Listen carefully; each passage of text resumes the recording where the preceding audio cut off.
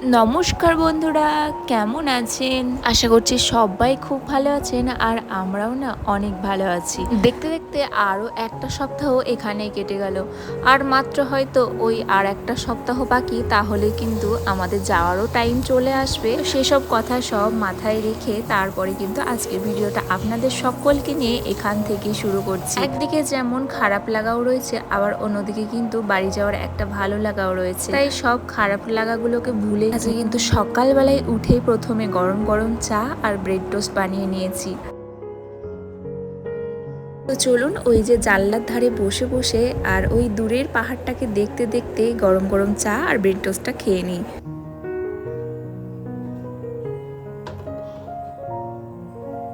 ব্রেকফাস্টও করা হয়ে গেল আর তারপরে কিন্তু এখন চলে এসেছি, আজকে বানাবো হচ্ছে পরোটা।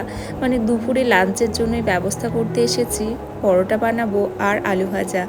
আজকে একদমই সামান্য মানে সিম্পল খাবার বানাবো।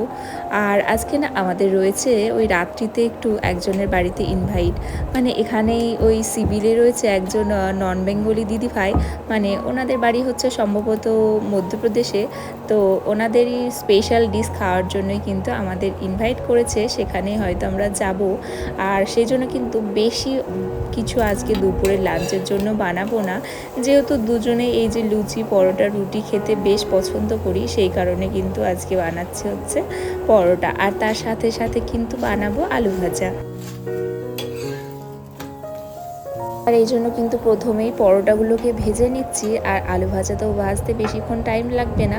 আর সেই জন্য কিন্তু আলু ভাজাগুলোকে এরপরে পরোটাগুলোকে বানিয়ে নেওয়ার পরেই কিন্তু বানাবো। আর ওদিকে কিন্তু একটু ঘি নিয়ে নিলাম, আজকে ঘি দিয়েই পরোটাগুলো বানাবো। অন্যান্য দিন কিন্তু এই যে রিফাইন অয়েল দিয়েই কিন্তু পরোটা কিংবা লুচি রুটি সমস্ত কিছুই বানানো হয়। আর শুধুমাত্র আজকে এই যে ঘি দিয়েই পরোটাগুলো বানাবো। বিশেষ করে আলু পরোটা বানালে তো ঘি দিয়েই বানানো হয়।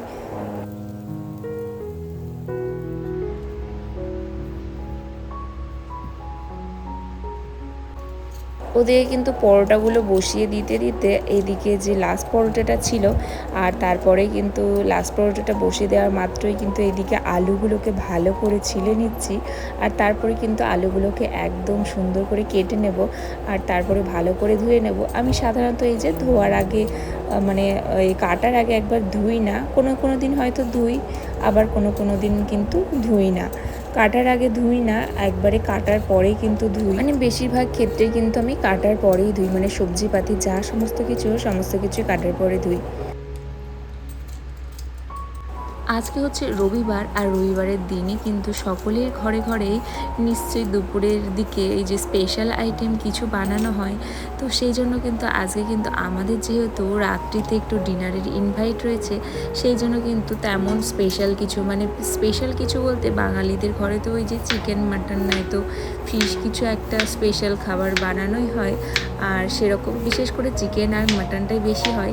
সেরকমভাবে আজকে আমাদের ঘরে কিন্তু কোনো রকমের স্পেশাল কিছু হবে না, যেহেতু অন্য এক জায়গায় গেস্টদের বাড়িতে যাব। সেই জন্য কিন্তু আজকে সামান্য মাত্রই খাবার রান্না বান্না করব। এই যে এদিকে আলুগুলো কেটে নিচ্ছি, আর ওদিকে কিন্তু পরোটাগুলো আমার বানানো হয়ে গেছে।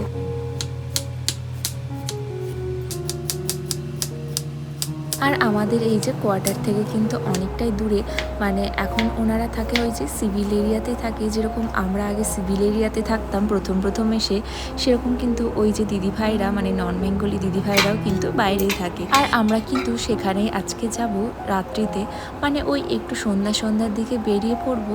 মোটামুটি ওই যে ওনাদের কাছে ডিনার করে তারপরে কিন্তু একবারে রাতে ফিরে আসব। একটু বিকেল দিকেই যাব, যেহেতু ওই দিকটাতে পাহাড়টা কিন্তু খুব সুন্দর দেখা যায়। যদি আপনাদের সাথে শেয়ার করা যায় একটু, সেরকমই কিন্তু চেষ্টা করব।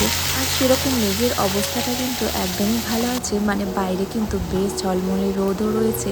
জানি না বিকেলটা কেমন থাকবে। আর ওদের যে ঘরটা রয়েছে সেটা কিন্তু একটুখানি উঁচুর দিকে রয়েছে, মানে ওই যে একটুখানি উঁচু বলতে ওই দিকটা কিন্তু একটু ছোটোখাটো ওই যে পাহাড় টাইপের যে টিলা টিলা পাহাড়গুলো হয়, তো ওদের ওই যে রুমটা নিয়েছে সেটা কিন্তু ওই দিকটাতেই, মানে টিলার দিকটাতেই।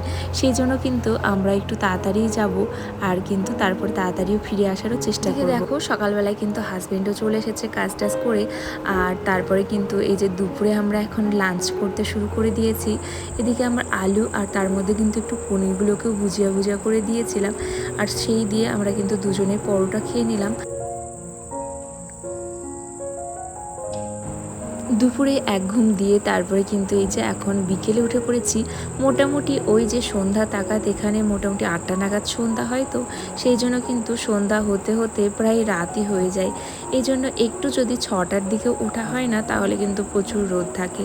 আর জামা কাপড়গুলো আজকে যেগুলো কেচে দিয়েছিলাম সেগুলো কিন্তু সব শুকোতে দিয়েছি। আর এই যে আজকে আমার যে এই চারিদিকে গ্রিন নেটটা দিয়ে লাগানো থাকে না, সেটা কিন্তু একদমই দেখেছেন হাওয়াতে কি অবস্থা নাই হয়েছে। দুপুরে ওই যে সূর্যের তাপ থাকলেও কিন্তু ওই প্রচুর পরিমাণে হাওয়া চলে। গুড ইভিনিং বন্ধুরা। তো আজকে আমাদের রয়েছে একজনের বাড়িতে ইনভাইট, আর মানে নন বেঙ্গলি একজন দিদিভাইয়ের ঘরে রয়েছে ইনভাইট। তো আমরা আজকে সেখানে এখন যাব, আর ওদের স্পেশাল ডিশ আজকে আমাদের খাওয়াবে। তো সেই জন্য কিন্তু ইনভাইটটা আরও রয়েছে, তো সেই জন্য আজকে যাব। আর এদিকে এখন কিন্তু ড্রেস পরে রেডি হব, মানে ড্রেস পরে নিয়েছি, শুধু একটু ওই মেকআপ টেকআপ, যা মেকআপ হয়তো করবো না, একটু লিপস্টিক, এই একটু মাথাটাকে ঠিকঠাক করে নেওয়া, চুলটাকে ঠিকঠাক করে নেওয়া, এই আর কি। তো চলুন এখন আমি কিন্তু রেডি হয়ে নিই, আর তারপরে আপনাদের সাথে কিন্তু বাকিটা শেয়ার করব। আর আজকের ভিডিওটা ভালো লাগলে অবশ্যই লাইক করবেন আর সাবস্ক্রাইব করে পাশে থাকবেন।